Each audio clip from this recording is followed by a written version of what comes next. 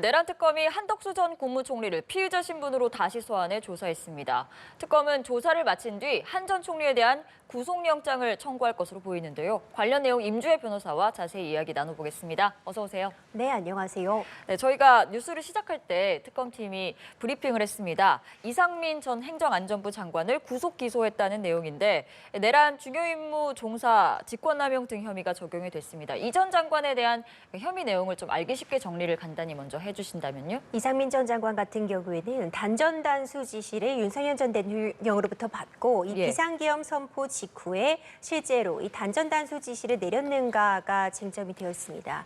이와 관련해서 이 비상계엄 선포 과정에 깊숙이 관여했다면 그것이 어떤 내란죄의 중요 임무 종사자로서 기능한 것이다라는 것이 특검 측의 주장이었고요. 이와 더불어서 국회에서의 증언이나 헌법재판소 탄핵 심판 과정에서 단전단수 지시를 받은 바도 없고 한 바도 없다 이런 진술을 한 부분에 대해서 위증 혐의도 추가되어 있는 상황입니다. 이제 뿐만 아니라 결국 행정안전부 장관이라는 본인의 지위를 이용해서 직권을 남용했다거나 타인으로 하여금 권한 없는 일을 하도록 지시했다. 이런 부분들이 직권남용, 권리행사 방해죄로 구성이 가능한 부분이기 때문에 특검에서는 이 비상계엄 선포 과정에서 이상민 전 장관의 행한 행위들이 이 구속 여건을 충족했다고 보아 지금 구속 상태에서 기소하게 된 것입니다. 알겠습니다. 조금 전에 내란 특검팀이 이상민 전 행정안전부 장관 구속 기소했다는 내용을 밝혔고요. 그리고 또 내란 특검팀은 한덕수 전 국무총리를 피의자 신분으로 다시 소환해서 조사를 했습니다. 사실 앞서 조사를 하긴 했는데 한 달여 만에 2차 소환이 이루어진 셈이거든요. 이렇게 시간이 꽤 흐른 뒤에 같은 피의자를 또 소환 조사를 한 배경은 뭐라고 좀 추측을 하시나요? 여러 예측은 가능한 상황입니다. 보통 일반적인 경우라고 한다면 한 차례 소환 조사를 하고 그에 대해서 답변을 받아서 좀 보강 수사를 한 이후에 곧바로 한 2, 3일 내에 2차 소환을 하는 것이 좀 더 일반적이라고 볼 수도 있습니다. 하지만 언제 그 다음 소환을 할 것인지가 법적으로 정해져 있는 것은 없고요. 어떤 규칙이 있는 것도 아닙니다. 한 달 정도 기한을 두고 다시 소환 조사를 한 건 그 기간 동안 충분히 추가적인 자료를 확보하기 위한 시간이었다라는 평가가 가능해 보이는데 그렇게 추측할 수 있는 것이 이 국무회의 과정에서의 어떤 이 한덕수 총리의 행위 이런 부분들을 입증하기 위해서 압수수색도 그 가운데에서 총리 공관 등에 대해 단행이 되었고요. 관련자들에 대해서 특히 이제 국회의 표결을 방해했다는 혐의까지 추가해서 국회의원들에 대한 참고인 조사도 진행이 됐습니다. 그러니까 충분히 이 한덕수 전 총리의 어떤 행위를 입증하기 위한 물증들을 확보하기 위한 시간을 가졌다라는 예측이 한 가지 가능하고요. 또 이것을 역으로 생각해 보자면은 결정적인 물증을 아직 확보를 못했기 때문에 그 기간에 들여서 충분히 물증을 확보하기 위해 시간을 썼고 이제 그 이후에 어느 정도 시간이 걸려서 소환을 했다는 예측 역시도 현재로선 열려 있는 상황입니다. 알겠습니다. 한덕수 전 국무총리는 오늘 오전 내란 특검팀에 피의자 신분으로 출석을 했고 진술 거부권은 행사를 하지 않고 어쨌든 대부분 대답은 하고 있다 이렇게 전해진 상황인데 물론 자세한 조사 상황은 저희가 알 수는 없습니다만 특검팀이 구속영장 청구 검토할 것이다 이런 추측이 많이 나오고 있어요. 실제로 즉각 영장을 청구하거나 그런 시나리오가 가능할 거라고 보시나요? 그렇죠. 한덕수 전 총리에 대한 신병 확보에 나설 가능성도 현재로선 높아 보입니다. 이상민 전 장관 같은 경우에도 곧바로 구속영장이 청구가 되었고 구속영장이 발부가 된 사정도 어느 정도 영향을 끼칠 수 있어 보이고요.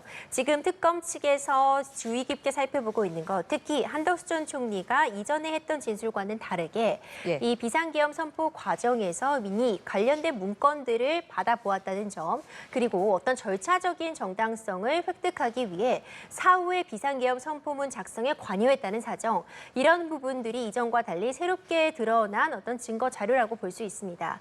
특검 측에서는 이전에 한덕수 총리가 해왔던 그 진술들과 현재 확인되는 물증 등 간의 그 모순점을 지적을 하면서 증거인멸의 우려가 높다라는 부분을 주장을 하면서 곧바로 신병 확보에 나설 가능성도 현재로서는 열려 있습니다. 알겠습니다. 한덕수 전 총리에 대한 이야기를 나눠봤고 이번에는 김건희 씨 얘기를 좀 해볼게요. 어제 두 번째 조사, 구속 이후 두 번째 조사를 받았는데 사실 이제 김건희 씨 같은 경우는 진술 거부권을 좀 행사를 하는 것으로는 알려졌지만 어쨌든 조사에는 응하는 상황이었습니다만 이제 내일 소환에는 건강 상태를 이유로 들면서 출석하지 않겠다 이렇게 입장을 밝힌 상황이에요. 뭐 조사를 받고 나서 이렇게 돌연히 입장을 약간 바꾼 건데 뭐 어떤 전략이 좀 작용했다고 보시나요? 일단 김건희 씨 같은 경우에는 수사에 적극적으로 협조하고 있다는 부분을 좀 인정받기 위해서 일단 출석은 하고 있는 것으로 보여집니다. 다만 이제 한 사람의 진술이 얼마만큼 믿을 만한가를 우리가 진술의 신빙성이라고 하는데 네. 진술의 신빙성은 진술이 계속해서 바뀐다거나 미묘하게라도 변동이 있으면 그 신빙성이 낮아진다고 평가를 받게 됩니다.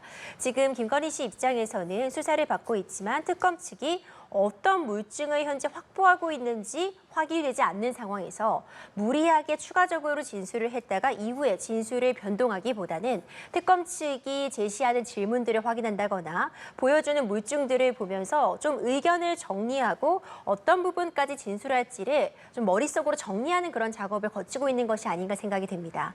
그러니까 기본적으로 여러 가지 혐의가 문제가 되고 있지만 그 가운데에서는 일부 무죄를 받을 수 있는 부분도 있을 수 있고 네. 양형에 있어서 참작을 받을 수 있는 부분도 있기 때문에 일단 수사에는 적극적으로 협조하는 모습을 보이되 섣불리 어떤 진술을 하기보다는 지금은 적어도 수사 상황을 조금 관망하는 모습을 보이고 있다라고 볼 수 있을 것 같고요. 다만 내일 소환 조사 같은 경우에는 현재 건강이 매우 좋지 않다는 이유로 불출석 사유서를 제출하겠다고 밝혔는데 그러니까 이 역시도 수사에 불응하겠다는 것이 아니라 예. 다만 지금 당장은 출석을 하기가 좀 어려운 상황이다라는 점을 강조하고 있는 것으로 보여서 특검 측이 어느 정도 물증을 확보하고 어떤 카드를 다 갖고 있는지가 파악이 되면 방어권 행사 측면에서도 조금 더 적극적으로 진술할 가능성이 있지 않을까 생각이 됩니다. 알겠습니다.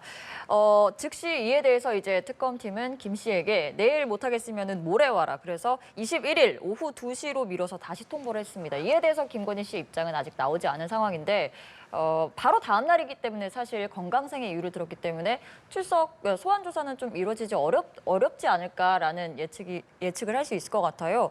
조사가 계속 진행이 될 수 있을지 그리고 구속 기간 연장 가능성도 좀 있다고 보십니까? 그렇죠. 구속 기간 연장은 사실 충분히 가능해 보이는 상황이고요. 네. 이 조사에 불응을 한다면 구속 기간 연장의 가능성이 더 높아진다고 볼 수 있고 또 계속해서 불응을 한다면 이것이 참작될 수밖에 없습니다. 그렇다면 윤석열 전 대통령의 사례처럼 다른 피해자들이나 관련자들에 대한 지금 소환 조사가 굉장히 숨가쁘게 발빠르게 이루어지고 있기 때문에 현재까지 파악된 자료들을 기초로 해서 곧바로 기소될 가능성 역시 열려 있다고 봅니다. 다만 그렇다면은 김건희 씨 입장에서는 적시에 방어권을 제대로 행사를 해서 상대방 측의 공경에 대응할 수 있는 그 기회를 놓쳐버릴 수도 있는 것이기 때문에 어느 정도 진술을 할지 지금 변호인 접견 등을 통해서 좀 정리하고 있지 않을까 생각이 됩니다.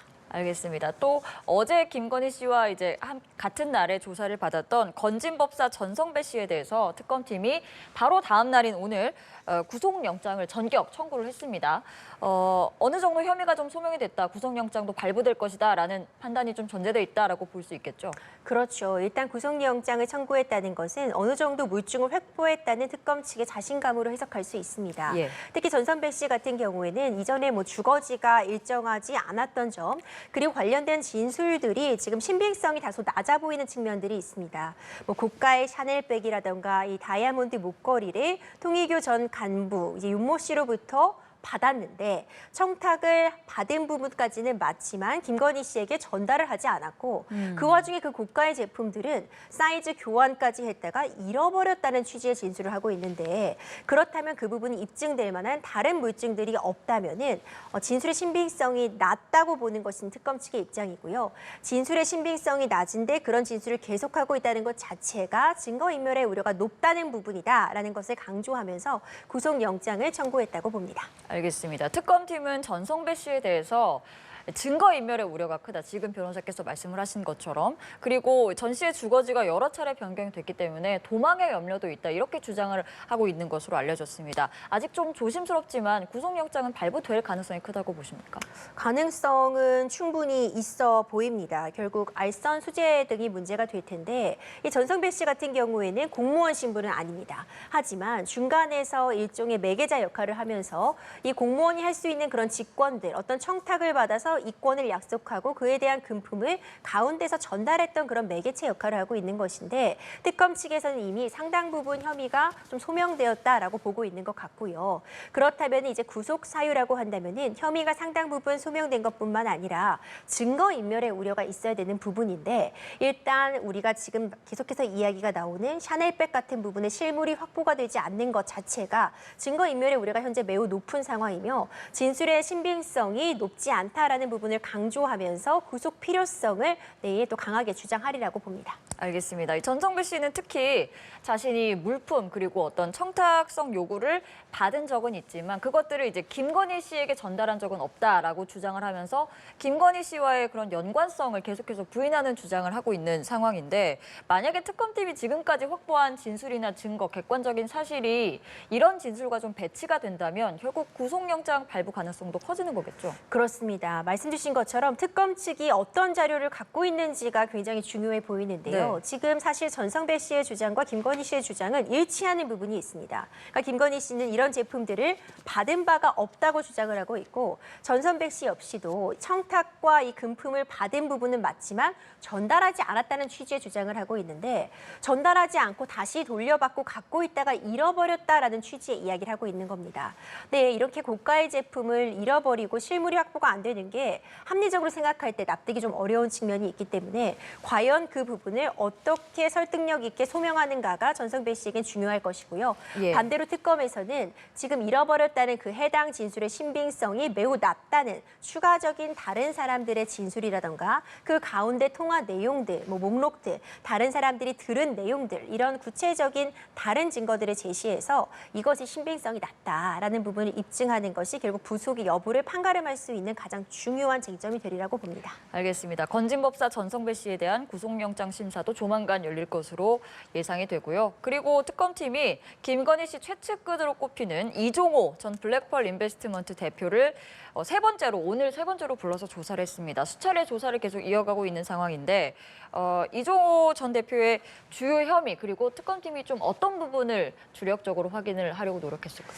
이종호 전 블랙펄 인베스트먼트 대표 같은 경우에는 일단 본인의 혐의로서는 변호사법 위반이 문제되고 있습니다. 네. 그러니까 김건희 씨와의 특히 윤석열 전 대통령 부부와의 친분을 이용해서 내가 집행유예를 받도록 해주겠다라는 취지의 이야기를 하며 금품을 수수한 부분이 변호사법 위반이라는 부분도 수사가 이루어지고 있고요. 이와 덧붙여서 지금 사실 도이치모터스 주가 조작 의혹의 핵심 가담자입니다. 네. 본인 역시 유죄의 판단을 받았는데 지금 문제되고 있는 부분은 김건희 씨 역시도 이것이 주가 조작에 가담한 일이란 걸 알고도 돈을 맡겼느냐가 쟁점이 되고 있는 것인데 지금 이 결국 이종호 블랙펄 인베스트먼트의 전 대표가 과연 김건희 씨도 알았다는 부분을 입증할 수 있는 추가적인 진술을 할 것인지가 핵심적인 요소라고 보여지고요. 네. 이전에는 김건희 씨는 알지 못했다라는 취지의 진술이나 조사 내용이 있었지만 현재 좀 상황이 변하고 있고 특히 특검 측에서 새로 확보한 김건희 씨와 증권회사 직원의 통화 내용들 이런 실체 조종 사실을 인지하고 있다고 볼 만한 그런 물증들이 추가로 확인됐기 때문에 과연 이종호 전 대표가 진술이 일부 변할지도 지금 특검에서 좀 주의 깊게 보고 있습니다. 알겠습니다. 특검팀의 수사 상황과 관련한 내용 임주혜 변호사와 이야기 나눠봤습니다. 오늘 말씀 고맙습니다.